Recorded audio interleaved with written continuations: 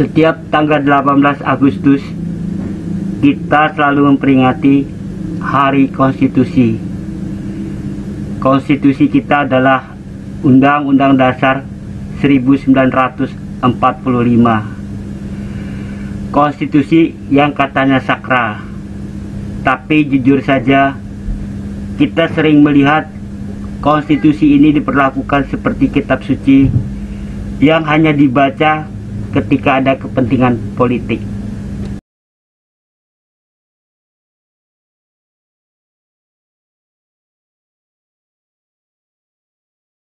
Assalamualaikum warahmatullahi wabarakatuh. Ketemu lagi dengan Pak D Channel. Kali ini kita akan membahas tentang konstitusi. Undang-Undang Dasar 1945 adalah kontrak sosial. Ia menegaskan bahwa kedaulatan ada di tangan rakyat, tapi itu di atas kertas. Di dunia nyata, kedaulatan itu lebih sering diparkir di lobi hotel, di ruang rapat elit partai, atau ruang sidang Mahkamah Konstitusi. Konstitusi kita lebih sering diperlakukan bukan sebagai kitab suci, tapi adalah kitab sihir. Pasal bisa ditafsir sesuai pesanan. Norma bisa muncul entah dari mana datangnya. Dan tiba-tiba, abrakadabra, seseorang yang belum cukup umur bisa menjadi wakil presiden. Luar biasa. MK kita lebih sakti daripada seorang dukun. Mari kita luruskan. Banyak yang bilang konstitusi kita diubah untuk meloloskan Gibran. Itu adalah pendapat yang salah. Undang-Undang Dasar 1945 tidak berubah. Yang diubah adalah Undang-Undang Pemilu lewat putusan Mahkamah Konstitusi nomor 90 tahun 2023. Awalnya, syarat usia capres dan cawapres minimal 40 tahun. MK lalu menambahkan pengecualian. Boleh di bawah 40 tahun asal pernah jadi kepala daerah. Lalu tebak siapa yang langsung lolos?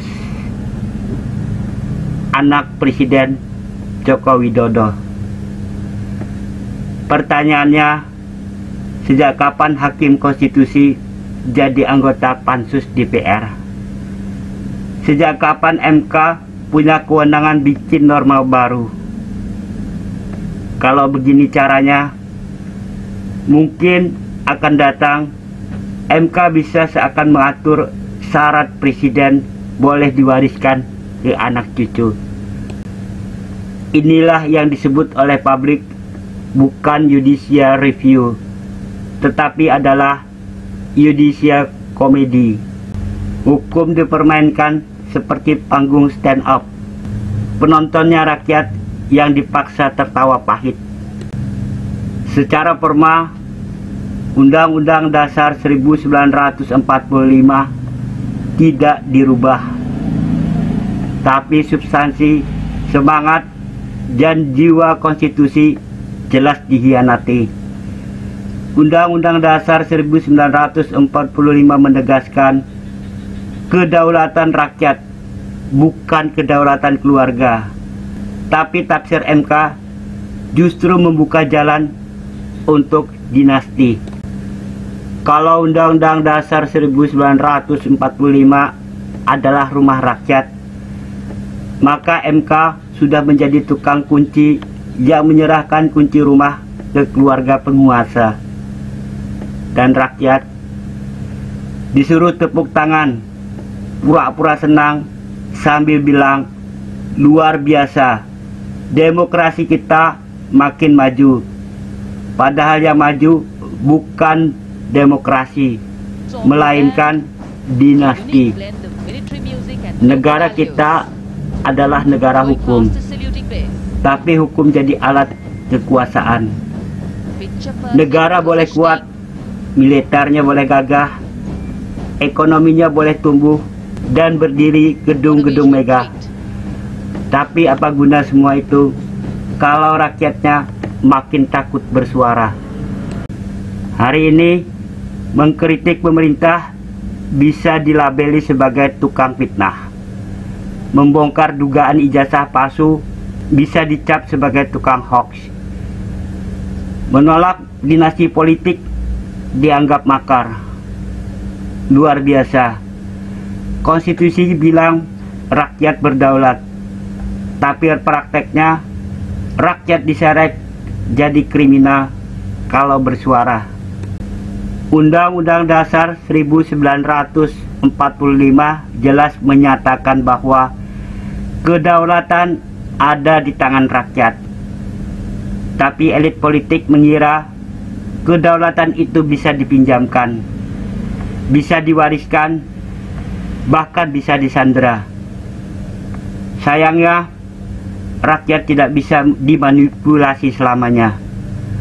Rakyat tahu bedanya antara demokrasi dan komedi, antara konstitusi dan sulap politik. Hari konstitusi seharusnya jadi hari kita mengingat kembali janji-janji Undang-Undang Dasar 1945. Tapi kenyataannya justru jadi alarm, jadi pengeringatan dini bahwa konstitusi sedang dirampok secara perlahan.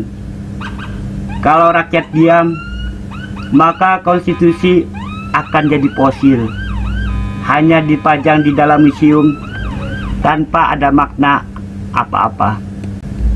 Jadi hari konstitusi bukan sekadar seremoni.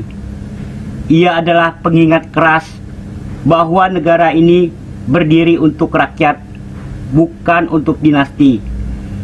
Undang-Undang Dasar 1945 bukan milik penguasa, tapi milik rakyat. Kalau konstitusi masih dipermainkan, jangan salahkan rakyat kalau suatu saat panggung komedi berubah jadi panggung perlawanan.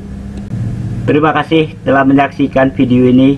Jika Anda suka, silahkan like. Jika ada pertanyaan, saran atau komentar, silahkan tulis di kolom komentar. Dan jika Anda ingin menyaksikan video-video selanjutnya dari channel ini, silahkan subscribe.